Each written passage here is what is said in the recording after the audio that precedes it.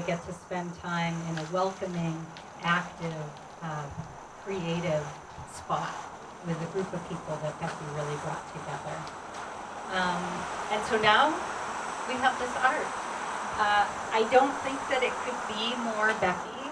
It's colorful, it's energetic, it's inviting, and it's creative.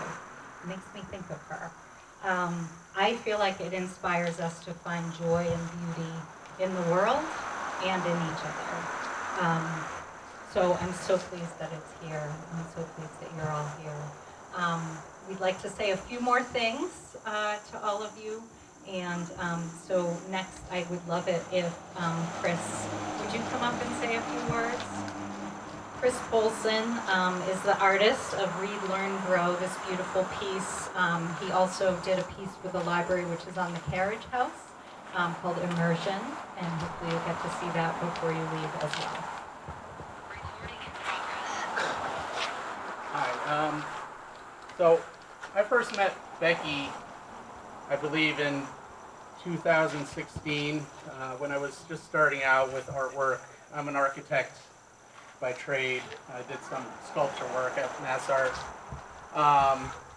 but you know, I haven't practiced it much, and then I just started doing some things out of wood, very structural, and I did a gallery space up in the room upstairs where we had the reception, and you know, it just she was such a lovely person, very outgoing, very, you know, just generous with, you know, how, you know, she liked my artwork, and I knew that, you know, she was really into the whimsical things, and that's what I do.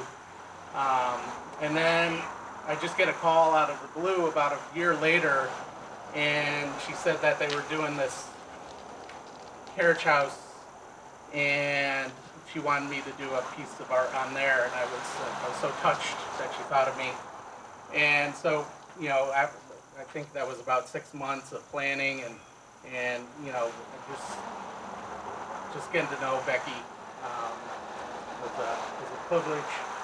And you know, we did that, and then I moved away, and then came back, and I learned that, you know, Becky passed away, and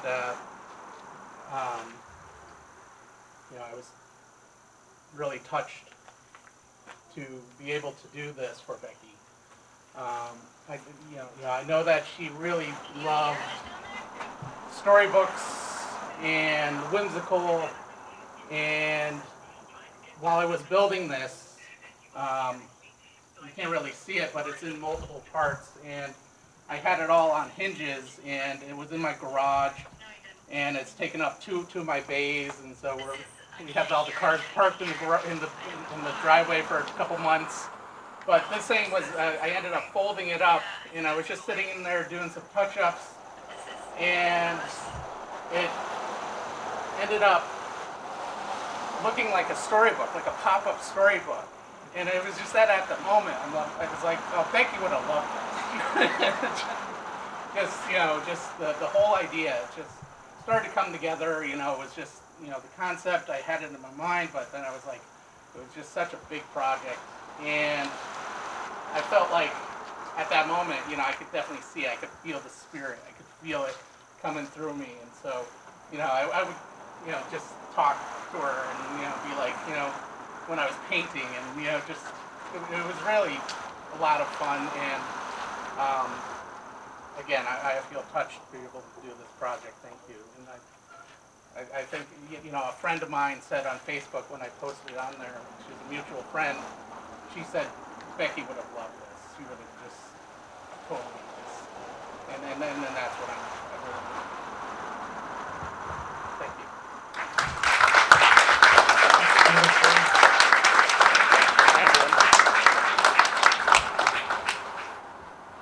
So Becky, of course, worked extremely closely with our president of the Friends of the Library, who had, you know, a very lame excuse of having a new grandchild and not able to be here today. But Vicki is going to read some words from Maureen.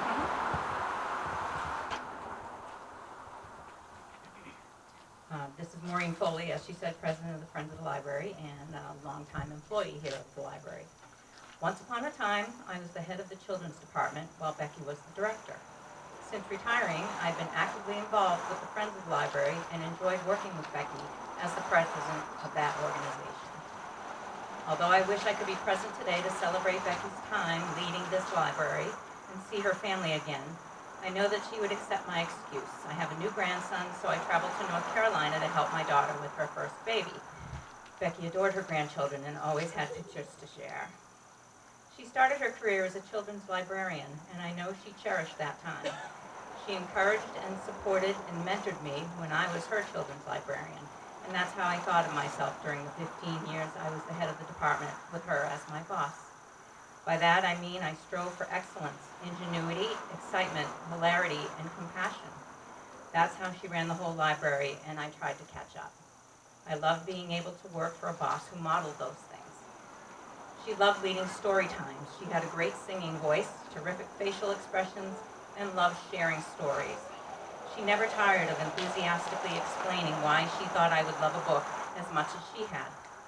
Becky was such an excellent writer that I was often intimidated when she asked me to write something. I often asked for her help. When she talked to me about recipes, she assumed I had her talent. Perhaps she never realized just how talented she was as a chef and gardener. She also loved music and gave me mixtapes.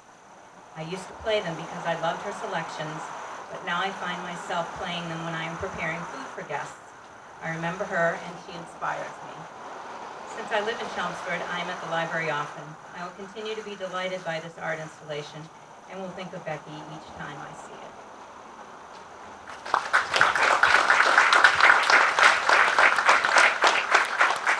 Thanks for being Maureen. Michael, would you like to say a few words? Michael Herman. Do I need to say who you are? So, Since you share last.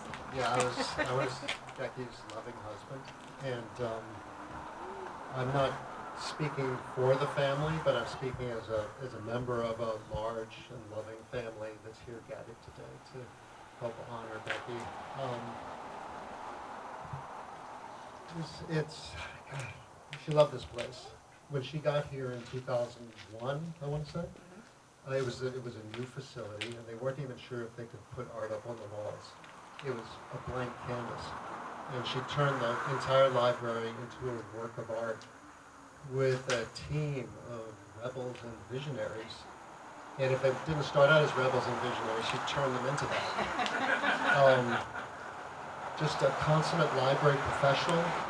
She loved this place. She drove an hour to get here every day, and she drove an hour to go home, so I can sympathize. But she loved it, and she built a great team here. She loved everybody here. Chelmsford was like a second home.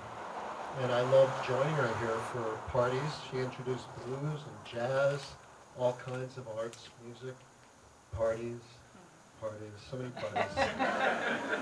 It was just wonderful. Just standing here talking about her right now, I'm just filled with the love that I've always felt for her, and I know she would want me to express her love to all of you.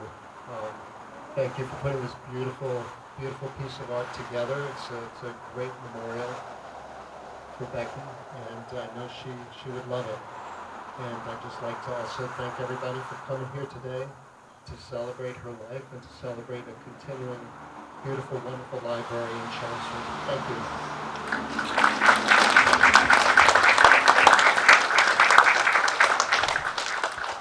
And I would like to invite, I'm getting a signal. I would like to invite Maggie Marshall from the Library Board of Trustees. I got to be in charge of something. Okay. Maggie Marshall, Board of Library Trustees, and a librarian extraordinaire herself. Thank you all for coming. Becky and I first met in the late 80s or early 90s when she was children's librarian in Bedford, New Hampshire, and I was the library director in Merrimack, adjacent towns. Since there was no state aid to libraries, The level of cooperation and collaboration between local libraries was extremely high, and we all supported each other. I left Merrimack in 1993 to start a family, and Becky eventually moved on to become the director of the Hopkinton, New Hampshire Public Library. I began as a Chelmsford Library trustee in 1996, so was on the search committee for a new library director several years later when Mary Mahoney retired. Becky was one of the applicants, rose to the top of the pile, and the rest is history. My only reservation about hiring Becky centered around the fact that in Hopkinton, she had been essentially a one-woman show, doing everything from ordering books, programming, fixing maintenance emergencies, and a bit of everything else. My concern was whether she would be able to accept and embrace the fact that she had an extremely competent staff with a lot of depth and expertise, and she would no longer have to be so hands-on. I am happy to admit that I could not have been more wrong. From the beginning, Becky abdicated the appropriate amount of responsibility to her department heads and was able to focus on the much bigger picture. Becky was a team player in every way, including having a great working relationship with the town manager and other town department heads, and being active in MBLC and serving in leadership roles within that group. For me, my greatest source of admiration for the job Becky did was her nurturing of the staff and giving them ways to grow. Department head roles were fluid. Whenever one of these positions became open, Becky and her staff examined the position, and fellow department heads were encouraged to adapt their roles if they wanted to take on a new component in their job to keep themselves fresh and growing. Becky was an innovator and initiated the Monday Night Book Group years before book groups became the thing they are today. She was also the co-creator, along with former employee Barbara Morrison, of Bibliobites, our own long-standing cookbook book group. The library now has at least 8 book groups led by various staff members. 2 of Becky's other big achievements were the party the library hosted for many years, Michael's favorite, during winter weekend, and One Book Chelmsford, which has united local readers for almost 20 years. Becky was a big picture person and led the staff and trustees through COVID with courage and compassion. She worked tirelessly to keep her staff employed from home and utilized technology to its fullest extent to keep not only the staff, but also the community connected. Years before Becky became sick, she was interested in succession planning and hired younger staff with potential leadership potential. This vision, along with strong support from town leadership, a seasoned and cohesive board of library trustees and associate board, an unparalleled friends group, and staff that has been nurtured and given ways to grow within their current positions, has ensured that Becky's legacy at the Chelmsford Public Library will be honored for years to come.